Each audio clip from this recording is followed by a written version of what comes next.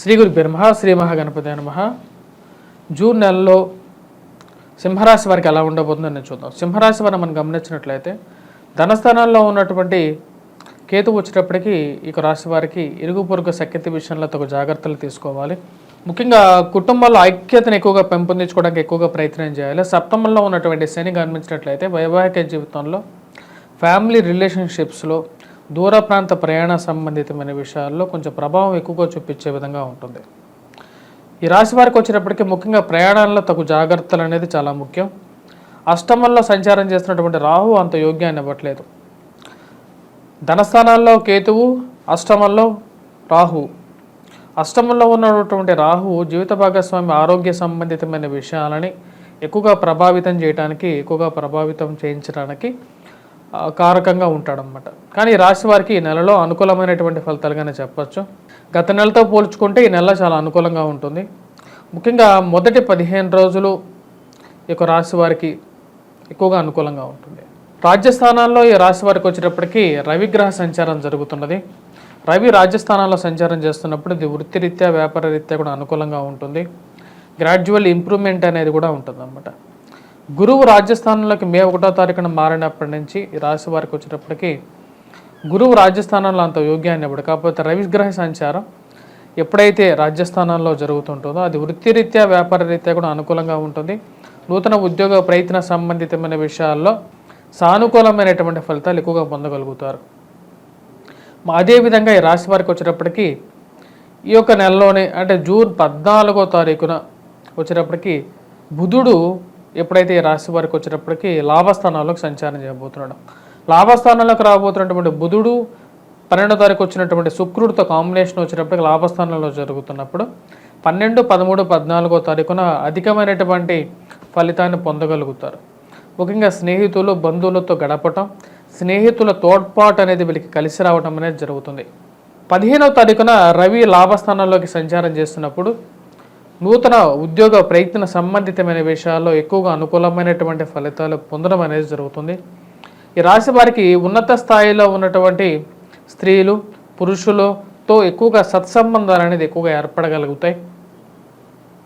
సంఘంలో గౌరవము, గుర్తింపు పొందగలుగుతారు. 10 మందిలో ఉన్నప్పుడు ఈ రాశి వారికి ఎక్కువగా వచ్చినప్పటికీ రికగ్నేషన్ అనేది ఎక్కువగా ఉంటుందన్నమాట. అంటే 10 మందిలో వీరు ఉన్నప్పుడు వీరిని ఈజీగా గుర్తుపట్టగలుగుతారు. అటువంటి పరిస్థితుల్లోకి వీరికి ఈ యొక్క రాబోతున్నటువంటి నెల అనేది శుభదాయకంగా ఉండబోతుంది.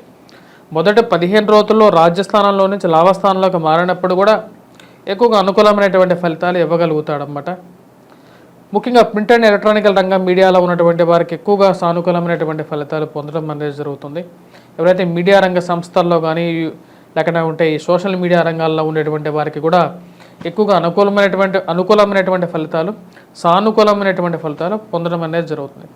నూతన ఉద్యోగ ప్రయత్నాలు అంటే ఎవరైతే కోర్సెస్ కంప్లీట్ చేసినటువంటి వారికి నూతన ఉద్యోగ ప్రయత్నాల్లో అనుకూలత అనేది ఎక్కువగా పొందగలుగుతారు. అదేవిధంగా ఈ రాశి వారికి వచ్చేటప్పటికి ముఖ్యంగా ప్రమోషన్స్, ఇంక్రిమెంట్స్ విషయాల్లో అనుకూలమైనటువంటి నిర్ణయాలు పొందడం అనేది వీరికి ఒక సానుకూలమైనటువంటి ఫలితాలు పొందడం అనేది జరుగుతుంది అన్నమాట. అంటే ప్రమోషన్స్ విషయంలో వీరి పేరు ముందుండటం అనేది జరుగుతుంది. ఇది వీరికి మానసికంగా కూడా ఎంతో ఆనందాన్ని కలిగించేటువంటి ఒక విషయంగా ఉంటుంది. మరియు అదేవిధంగా భాగ్యస్థానాల్లోకి రాబోతున్నటువంటి కుజుడు తద్వారా వచ్చేటప్పటికి కొన్ని చికాకులను కూడా కలిగిస్తూ ఉంటాడు.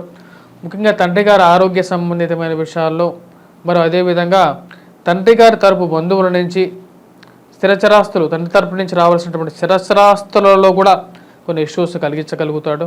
ల్యాండ్ రిలేటెడ్ ఇష్యూస్లో తగు జాగ్రత్తలు అనేది ముఖ్యం. కోర్టు సంబంధితమైన వ్యవహారాల్లో కూడా అంత సానుకూలమైనటువంటి ఫలితాలు ఇవ్వగలిగినటువంటి స్థితిలో కుజుడు లేడనమాట. ఈ రాశి వారికి వచ్చేటప్పటికి రాజ్యస్థానంలో నుంచి లాభస్థానంలోకి రాబోతున్నటువంటి రవి యొక్క అనుకూలత అనేది బాగా లాభించే విధంగా ఉంటుంది. ముఖ్యంగా ఇక రాశి వారికి ఉద్యోగ ప్రయత్నాల్లో ఎక్కువగా ఉంటుంది. రాజకీయ అనుకూలత అనేది బాగా కలిసి వచ్చే విధంగా ఉంటుంది. ఎన్నో రోజుల నుంచి మీరు ఎంతో కళ్ళగన్నటువంటి వారు ఒక ఉన్నతమైనటువంటి స్థాయిలకు రాగలుగుతారు. అంటే రాజకీయంగా కూడా మీకు ఎంతో సపోర్ట్ చేసినటువంటి వారు, మీరు ఎంతో సపోర్ట్ చేసినటువంటి వారు గెలవటం అనేది మీ మానసిక ఆనందానికి గల కారకంగా ఉంటుంది అన్నమాట. అది మీకు ఫ్యూచర్లో ఉపయోగపడుతుంది, రాబోతున్న రోజుల్లో మీకు ఉపయోగపడుతుందని మీరు తలస్తారు. ఆ తలిసినటువంటి ఆనందంతో ఉండగలుగుతారు అన్నమాట. మరి అదేవిధంగా ఈ రాశి వారికి వచ్చినప్పటికీ ప్రయాణ సంబంధితమైన విషయాలు, విదేశీయాన ప్రయత్న సంబంధితమైన విషయాల్లో సానుకూలంగా ఉంది ఈ యొక్క నెల. దూర ప్రాంత ప్రయాణ విద్య దూర ప్రాంత ప్రయాణం చేయాలి, విద్యలో కూడా అనుకూలత కోసం మీరు చేసేటువంటి ప్రయత్నాల్లో కొంచెం సానుకూలమైనటువంటి నిర్ణయాలు ఈ యొక్క నెలలో రావటం అనేది జరుగుతుంది అన్నమాట. విద్యార్థులకి సానుకూలమైనటువంటి ఫలితాలుగానే చెప్పవచ్చు. రాశి వారికి ఎవరైతే పోటీ పరీక్షల కోసం ప్రిపేర్ అవుతున్నారో వారికి సానుకూలమైనటువంటి ఫలితాలుగా చెప్పచ్చు. గురుగ్రహ అనుకూలత కొంచెం తక్కువగా ఉన్నప్పటికీ కూడా రవి యొక్క అనుకూలత రాజ్యస్థానాల్లో 15 రోజులు, లాభస్థానాల్లో మిగతా 15 రోజులు జూన్ నెలలో ఉండబోతున్నాడు. ఎందుకంటే జూలై 15 తర్వాతే మిథునంలోంచి మారుతాడనమాట. అప్పటి వరకు వచ్చేటప్పటికి వీరికి బాగానే ఉంటుంది. ఉద్యోగపరంగా ఎక్కువగా అనుకూలంగా ఉంటుంది. సత్సంబంధాలు ఏర్పడతాయి.